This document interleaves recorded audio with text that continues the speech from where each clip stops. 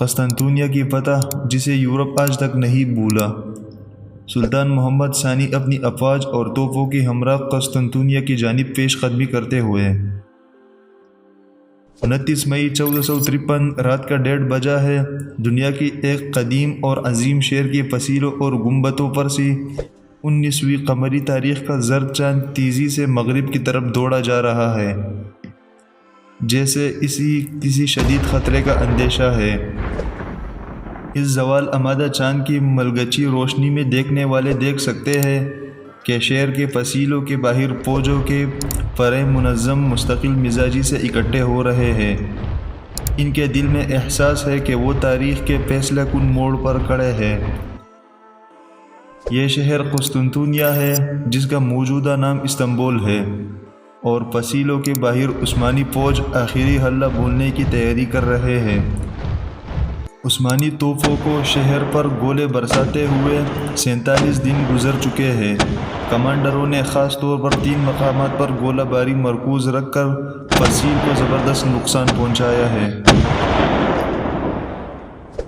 21 سالہ عثمانی سلطان محمد ثانی غیر متوقع طور پر اپنی فوج کے اگلے مورچوں پر پہنچ گئے ہیں۔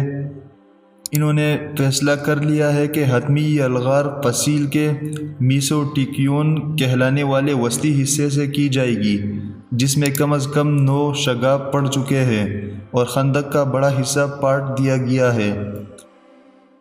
سر پر بھاری پگڑ باندھے اور طلائی خلعت میں ملبوس سلطان نے اپنے سپاہیوں کو ترکی زبان میں مخاطب کیا: میرے دوستوں اور بچوں، آگے بڑھو، اپنے آپ کو ثابت کرنے کا لمحہ آ گیا ہے۔ اس کے ساتھ ہی نقاروں، کرنوں، طبلوں اور اگلوں کے شور نے رات کی خاموشی کو تار تار کر دیا۔ لیکن اس کان پھاڑتے شور میں بھی عثمانی دستوں کی فلک شگاف نعرے صاف سنائی دیے جا سکتے تھے، جنہوں نے پسیل کے کمزور حصوں پر حملہ بول دیا۔ ایک طرف خشکی سے اور دوسری طرف سے سمندر میں بحری جہازوں پر نصب توپوں کے دہانوں نے آگ برسانا شروع کر دی۔ بازنطینی سپاہی اس حملے کے لیے پسیلوں پر تیار کھڑے تھے، لیکن پچھلے 1.5 ماہ کی محاصرے نے ان کے حوصلے پست اور اعصاب شکستہ کر دیے تھے۔ بہت شہری بھی مدد کے لیے پسیلوں پر آ پہنچے اور پتھر اٹھا اٹھا کر نیچے اکٹھا ہونے والے حملہ پر پھینکنا شروع کر دیے۔ دوسرے اپنے اپنے قریبی چرچ کی طرف دوڑے اور گڑگڑا کر مناجاتیں شروع کر دی۔ پادریوں نے شہر کے متعدد چرچوں کی گھنٹیاں پوری طاقت سے بجانا شروع کر دی، جن کی ٹناٹن نے ان لوگوں کو بھی جگا دیا جو ابھی تک سو رہے تھے۔ شہر کی گلیوں میں لڑائی کا ایک منظر۔ ہر فرقے سے تعلق رکھنے والے عیسائی اپنے صدیوں پرانی اختلاف بھلا کر ایک ہو گئے، اور ان کی بڑی تعداد شہر کے سب سے بڑی اور مقدس کلیسا حاجیہ صوفیہ میں اکٹھی ہو گئی۔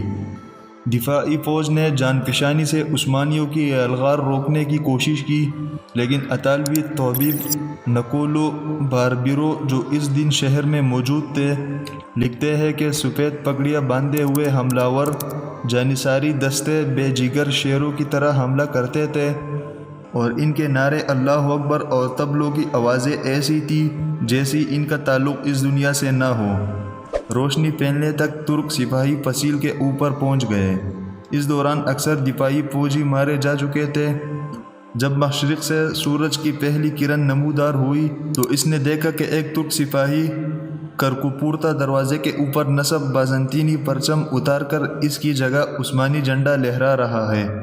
سلطان محمد سفید گھوڑے پر اپنے وزراء اور عمائدین کے ہمراہ حاجیہ صوفیہ پہنچے۔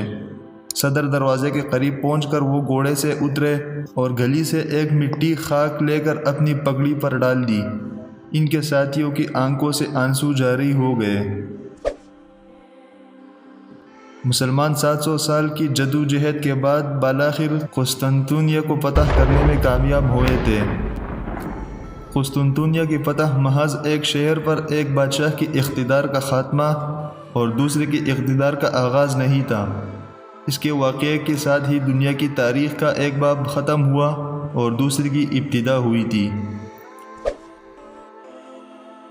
ایک طرف 27 قبل مسیح میں قائم ہونے والی رومن امپائر 1480 برس تک کسی نہ کسی شکل میں برقرار رہنے کے بعد اپنے انجام کو پہنچی، تو دوسری جانب عثمانی سلطنت نے اپنا نقطہ عروج چھو لیا اور وہ اگلے 4 صدیوں تک 3 براعظموں ایشیا، یورپ اور افریقہ کے حصوں پر بڑی شان سے حکومت کرتے رہے۔ 1453 ہی وہ سال ہے جسے قرون وسطیٰ مڈل ایجز کا اختتام اور جدید دور کا آغاز بھی سمجھا جاتا ہے۔ یہی نہیں بلکہ فتح قسطنطنیہ کو فوجی تاریخ کا سنگ میل بھی قرار دیا جاتا ہے، کیونکہ اس کے بعد ثابت ہو گیا کہ اب بارود کی استعمال اور بڑی توپوں کی گولہ باری کے بعد فصیلیں کسی شہر کی تحفظ کے لیے ناکافی ہیں۔ شہر پر ترکوں کے قبضے کے بعد یہاں سے ہزاروں کی تعداد میں یونانی بولنے والے شہری بھاگ کر یورپ اور خاص طور پر اٹلی کے مختلف شہروں میں جا بسے۔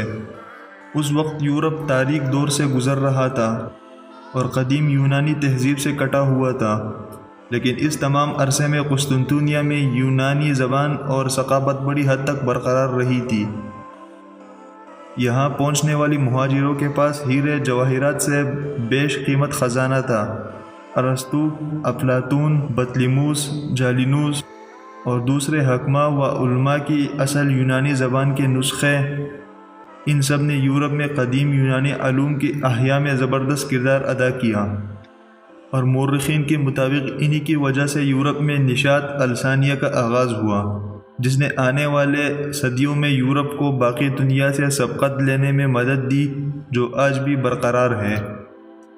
سلطان محمد ثانی قسطنطنیہ میں داخل ہونے کے بعد قسطنطنیہ کا قدیم نام بازنطین تھا، لیکن جب 330 عیسوی میں رومن شہنشاہ کانسٹینٹائن اول نے اپنا دارالحکومت روم سے یہاں منتقل کیا تو شہر کا نام بدل کر اپنے نام کے مناسبت سے کانسٹینٹینوپل کر دیا، جو عربوں کے ہاں پہنچ کر قسطنطنیہ بن گیا۔